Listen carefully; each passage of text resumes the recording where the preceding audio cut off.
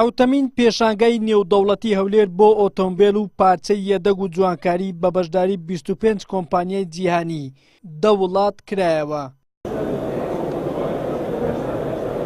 ئەو ئۆتۆمبیلانەی لە پێشانگاکان نمایش کران 14 مارکەی جیهانی مۆدێل 2019 بوون لەگەڵ 11 براندی جیهانی لە یەدەگی ئۆتۆمبیل.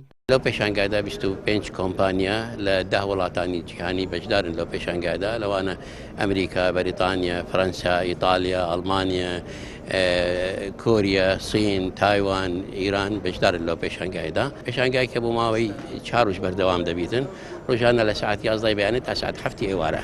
لە پێشانگاکەدا هاوشانی نمایشکردنی ئۆتۆمبیلی مارکە جیهانیە بەناوبانگەکان.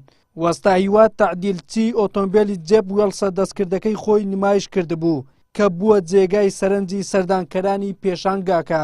بەخۆم ئیشی ڕاستکردنەوەی سیارە دەکەم، هەر لە منداڵیەوە ئیشی من ئەوە بووە، لە ئەوەی ئیشەکەش حەزم لێ بوو شتێک بکەم ئیبداعیشتی دابی. ئیبداعەکەش ئەوە بوو دروستکردنی ئەو سیارەی بوو. من هیوایەتم ئەو سیارە بوو، یعنی زۆر حەزم لەو دیزاین و ئەو مۆدیلە دەکرد. ئیدی ئەویش نەبوو لێرە، هەبوو لە ئەوروپا هەبوو، دانەیەکە بوو لە نەمسا بە 30,000 یۆرۆ بوو.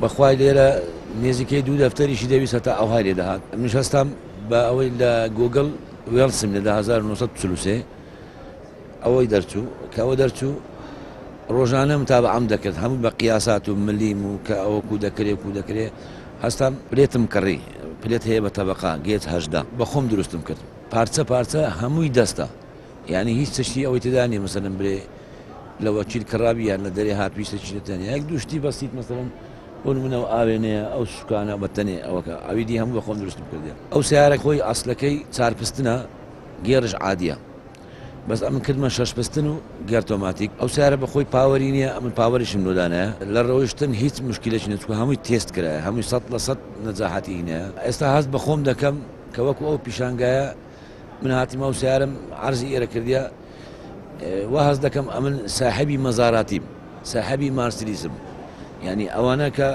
چەندین ساڵە دەوڵەتن و شەریکاتیان هەیە، ئەوە چی من سیارە هینەیە عەرزی کردیە ئیشەریکە، ئەوە دەستی خۆمە، بەروبوومی خۆمە. ساڵانە کۆمپانیا بەناوبانگەکانی ئۆتۆمبیل لە زۆربەی وڵاتانی جیهان نمایشی دواهەمینەوەی ئۆتۆمبیلەکانیان دەکەن بە مەبەستی ئاشناکردنی دانیشتوانی ئەو وڵاتانە بە بەرهەمە تازەکانیان. کردنەوەی ئەو پێشانگایش لە شاری هەولێر هەلێکە بۆ عاشقانی ئۆتۆمبیل بۆ ئەوەی ئۆتۆمبیلی خەونەکانیان بدۆزنەوە و بیکڕن. سەرۆکی ژووری بازرگانی و پیشەسازی هەرێمیش دەڵێت کردنەوەی ئەو پێشانگایە وا دەکات کێبڕکێ دروست بێت لە نێوان کۆمپانیا جیهانیەکانی ئۆتۆمبیل بۆ ئەوەی باشترین بەرهەمی خۆیان بهێننە کوردستان.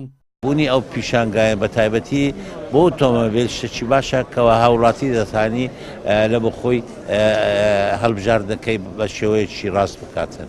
ئەگەرچی بەکارهێنەرانی ئۆتۆمبیل لە کوردستان ڕۆژ بە ڕۆژ لە زیادبووندایە، بە شێوەیەک لە ئێستادا بەشی زۆری هاوڵاتیان ئۆتۆمبیلی تایبەت بە خۆیان هەیە. بەشێک لە شەیدایانیشی بەردەوام بە دوای تازەی مارکە جیهانیەکانەوەن، بەڵام ماوەی 5 ساڵە بەهۆی قەیرانی دارایی ئەو پێشانگایە لە کوردستان نەکراوەتەوە. بەڵام بڕیارە لەمە دووە هەموو ساڵێک پێشانگاکە بە بەشداری کۆمپانیا جیهانیەکانی ئۆتۆمبیل بکرێتەوە.